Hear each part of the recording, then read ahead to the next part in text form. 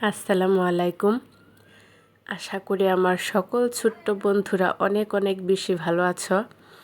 আমি আবারও চলে আসলাম নতুন একটা ড্রয়িং ভিডিও নিয়ে। আজকে আমরা শিখব কিভাবে খুব সুন্দর করে একটা গ্রামের দৃশ্য আঁকা যায়। সুন্দর সেই সাথে সহজ হতে হবে, যাতে আমার সব ছোট্ট বন্ধুরা এটা আঁকতে পারে। প্রথমে আমরা স্কেল ধরে একটা রম্বস এঁকে নিব এবং সেইখান থেকে নিচের দিকে লম্বা লম্বা করে দুইটা দাগ টেনে নেব। ওই পাশে পেছনের অংশে একটু কোনা করে চালার অংশটা এঁকে নেব। নিচের দিকে দাগ টেনে দিলে এটা সম্পূর্ণ সুন্দর একটি ঘরের শেপ হয়ে যাবে। এবার আমরা ঘরের সামনের দিকটায় একটা দরজা রাখবো। দেখতে দেখতে আমাদের ঘর আঁকা প্রায় কমপ্লিট। এটার নিচের দিকে একটু উঁচু করে দিব, নর্মালি গ্রামের ঘরগুলো দেখতে যেরকম হয়। ঘর আঁকা শেষ হয়ে গেলে পেছনের দিকে স্কেল ধরে লম্বা করে একটা দাগ টেনে নেব এবং ওই পেছনের অংশে ছোট ছোট গাছপালা বোঝানোর জন্য একটু জিগজ্যাগ করে দাগ টেনে দিব। এটা খুব সহজ, যে কোনো ছোট বাচ্চা এটা একবার দেখা মাত্রই আঁকতে পারবে। এটার কোনো মাপ নেই, মনের ইচ্ছা মতো আঁকিবুকি করলে পেছনের ঝোপঝাড় হয়ে গেল। মাঝে যে আমরা একটা ফাঁকা অংশ রেখেছি, এখানে মূলত একটা সূর্য আঁকার চেষ্টা করব। সূর্যটা ঠিক নদীর ওই পাশে এবং এটা একাংশ দেখা যাচ্ছে এবং এক অংশ মনে হচ্ছে দিগন্তে হারিয়ে গেছে।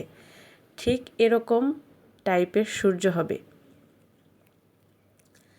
সূর্য আঁকা কমপ্লিট হয়ে গেলে সূর্যের সামনের অংশে আমরা নদী রেখে পরবর্তী কাজগুলো ধীরে ধীরে শেষ করে ফেলব।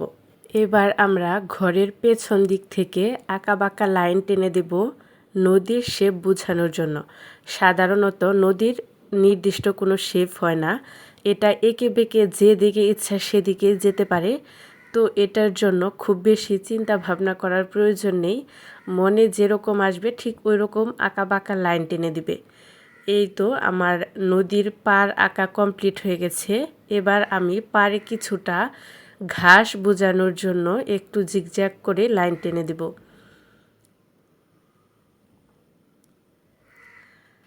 ঘাস আঁকা কমপ্লিট হয়ে গেলে ঘরের পেছনের দিকে একটা বড় গাছ আঁকবো।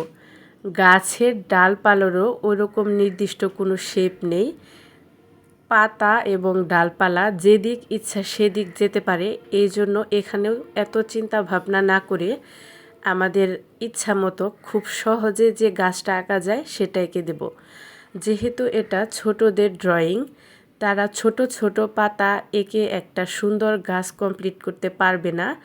এই জন্য মোটামুটি আঁকাবাঁকা কিছু লাইন টেনে গাছের একটা শেপ দিলেই যথেষ্ট।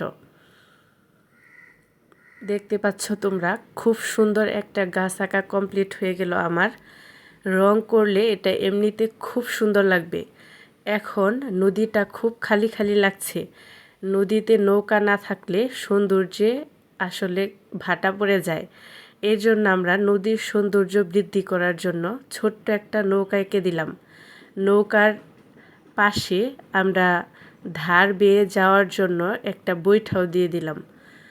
এখন আমরা নৌকার উপরে ছোট্ট একটা পতাকা এঁকে দেব।